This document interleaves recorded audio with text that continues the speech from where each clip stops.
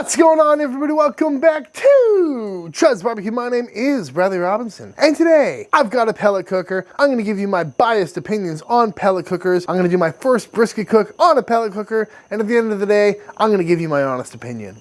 Coming up!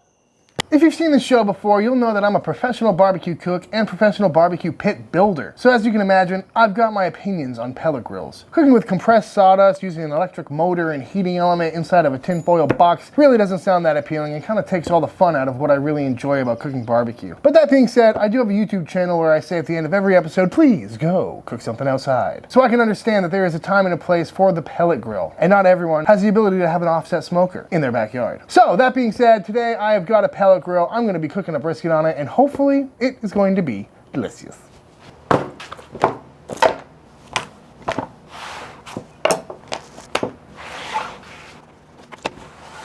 This is a USDA Prime brisket. In order to cook on an offset smoker, you need some pretty ideal conditions. First and foremost, you need a backyard, someplace that allows you to cook with live fire. And a pretty big one at that, because offset smokers are pretty big. From there, you need a reliable source of wood, also a reliable source of meat, and you need the offset smoker itself. And if you're gonna get one that's any decent, it's gonna be pretty expensive. With all the pit builders nowadays building quality cookers, you're gonna be spending a couple $1,000s at least. So I completely understand why there is a market for pellet grills. For a lot of people, it's the only option you have. And I've said it before and I'll say it again. As long as you're cooking barbecue outside, you're a friend of mine. I don't care what you're cooking on. I know a lot of people can be pretty snobby about that. But there are two main people that really need a pellet grill. First and foremost, people with small backyards. An offset smoker takes up a lot of space. I understand that. Sometimes a pellet cooker is your only option. The other type of person that should consider a pellet cooker is a beginner, right? When you're getting into barbecue, you need to know some butchery skills. You need to know fire management. You need to know how to pull. You need to know how to season. You need to know how to maintain constant temperatures, babying a fire, and it's a lot to take on at first. So starting with an automated cooker like a pellet grill, or any electric smoker for that matter, is a pretty good option because it allows you to focus on everything else. First smoker I ever had was a Brinkmann little vertical water smoker, and it was great because I got to spend my time focusing on seasoning and trimming before I had to ever worry about burning a clean fire. I hear stories all the time about people who want to get into the barbecue world, but with all the different variables of, wood and meat sourcing, trimming, fire management, clean smoke, dirty smoke, all this stuff, it's a little overwhelming at first. And people get burnt out when they don't put out good meat right off the bat, and then they give up. And that's not at all what I want to have happen. So if you're really new to the barbecue game, spending thousands of dollars on an offset may not be the right option for you. So that's where pellet grills can come in really handy. It's kind of like training wheels for barbecue. And to be honest, I have never cooked on a pellet grill before. So I feel pretty bad that I have all these negative opinions about it, even though I've never even cooked on one. So when Z Grills reached out and offered to send me a free pellet grill, at first I laughed, but then once I thought about it, I said, absolutely, send it on down. I'll give it a shot, because you never know. Maybe it can come in useful for certain tasks. And if I'm gonna have these opinions about other types of cookers, I need to do my research first.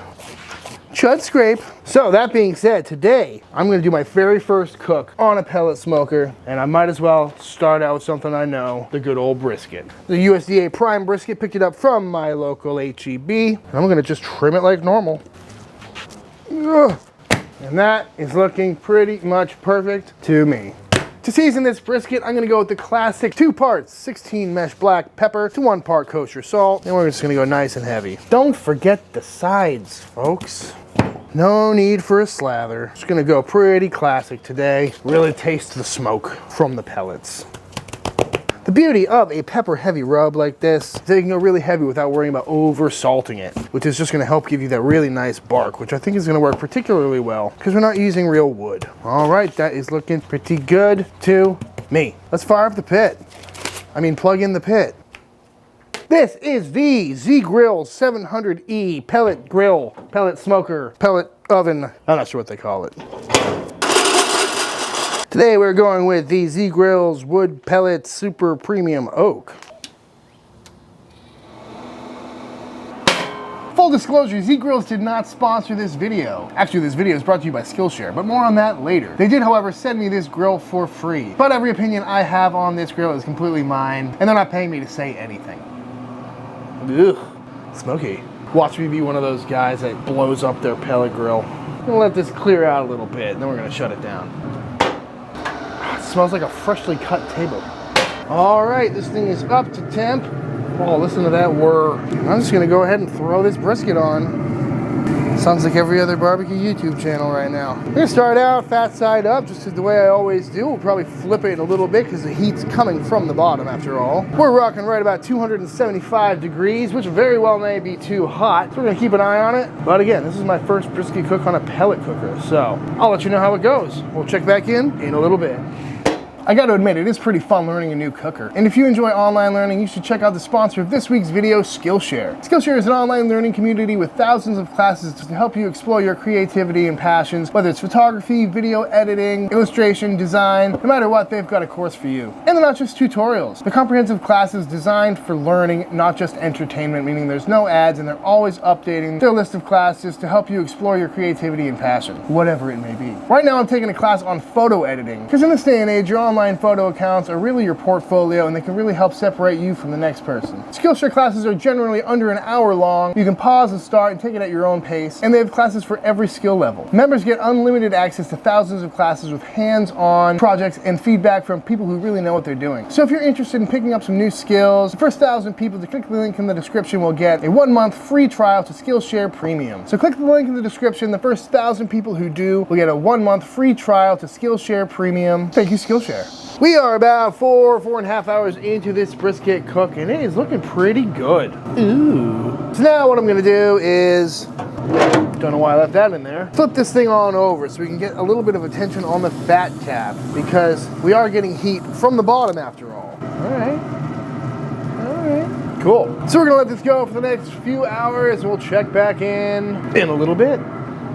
One thing to note about this cook is, according to this temperature gauge here, this thing has been kind of within a plus or minus 30 degree range. Like, it's set at 275, but right now it's at 303. Sometimes it'll drop down to 250. And to be honest, it kind of makes me feel good, because on an offset, we have temperature swings too, because of, you know, the different water densities of wood and timing and all that. But just to know that a machine can't do it either makes me feel a little less bad about myself. All right, it's been another 3 hours, fat cap down, and this thing is starting to feel a little bit dry. Still pretty tough, although it's temping at about 190, which is pretty ridiculous seeing how it's only been on for about 7 hours. But either way, I think it's time to wrap it up.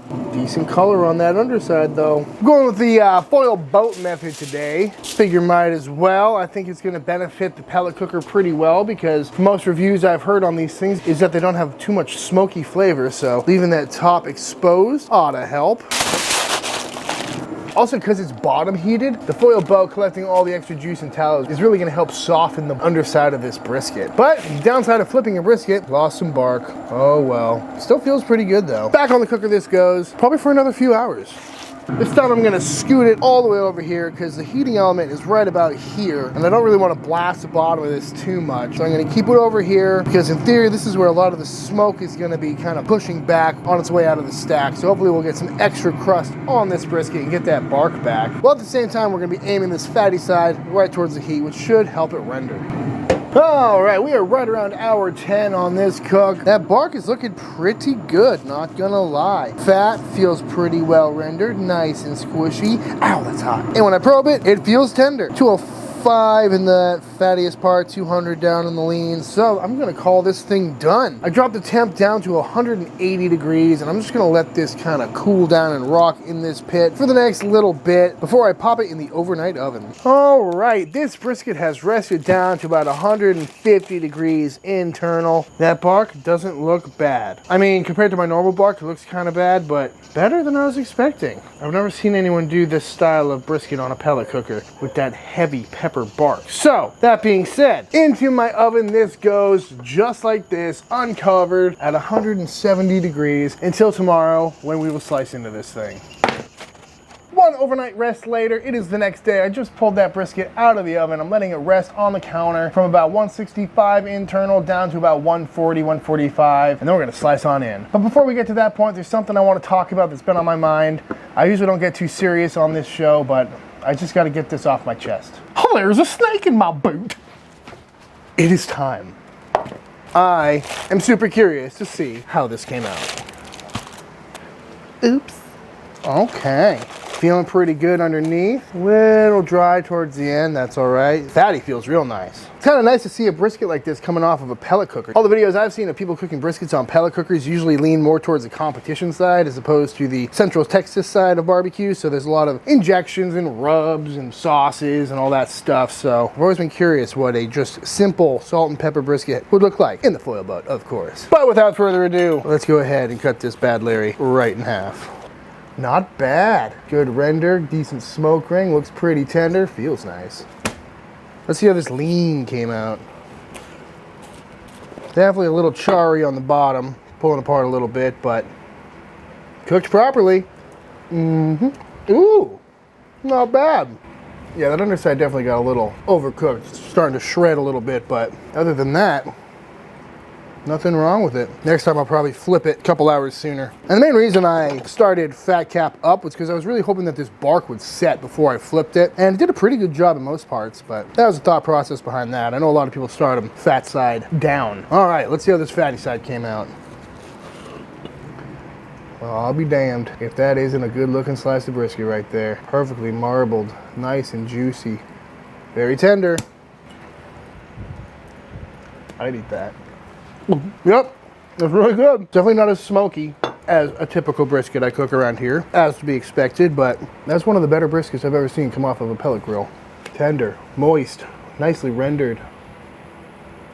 Yeah, that's real good. Gotta admit, pretty surprised about how good this is.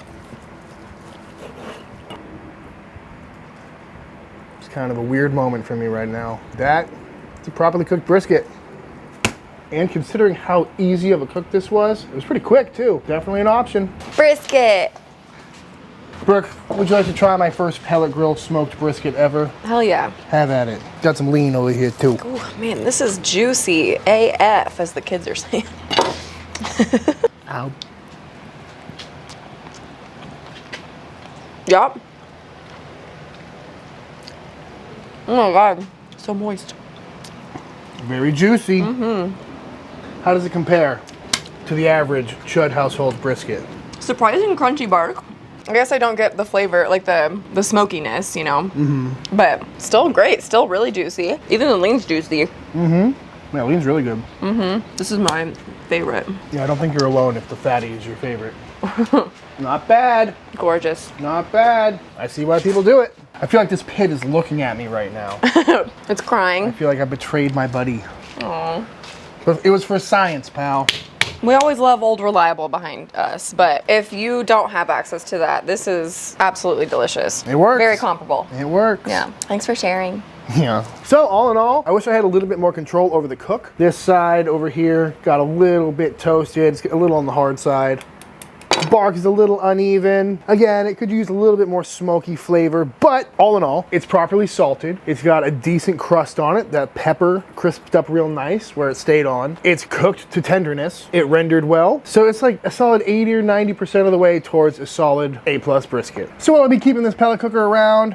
Yeah, I really want to try and explore some new options on it. Try and find something where it outshines the traditional form of cooking. First things that jump into my head is cold smoking, or the other end, really hot smoking. I think it would be great for cold smoking some sausages because it holds a very steady low temp. It only goes down to 180, which is a bummer. I was kind of hoping to use it as an overnight warmer, but that's a little too hot. And then also hot smoking. Get that thing up to 400 degrees, 450, and it'll stay there evenly. That's pretty taxing on the offset and you go through a lot of wood, but for things like baking, like the pretzel episode I did, pellet cooker would have been great for that. So I plan to do some experiments and I will keep you posted on my findings. As for traditional barbecue, I'm definitely going to be sticking with my offset and the Chud box, and that's because I'm more about the journey than the destination. I really enjoy the act of tending to a fire and having complete control over every aspect of a cook. But if you're a busy dad or something, or if you really just want to have some smoked meats in your life, get yourself a pellet grill. They work really well. Take up a small footprint, pellets are readily available, pretty cheap, and as I was saying earlier, it's a perfect foot in the door into the barbecue world. But that being said, if you enjoyed this video, please like and subscribe to the channel. Let me know in the comments below what you want to see me cook next, or if you think I'm a total sellout for using a pellet grill. Big shout out to all the Patreon members. Thank you for supporting the channel. And if you give this recipe a try for yourself, be sure to tag me on Instagram at ChudsBBQ. I'd love to see what y'all are cooking. So until the next time I see you, please go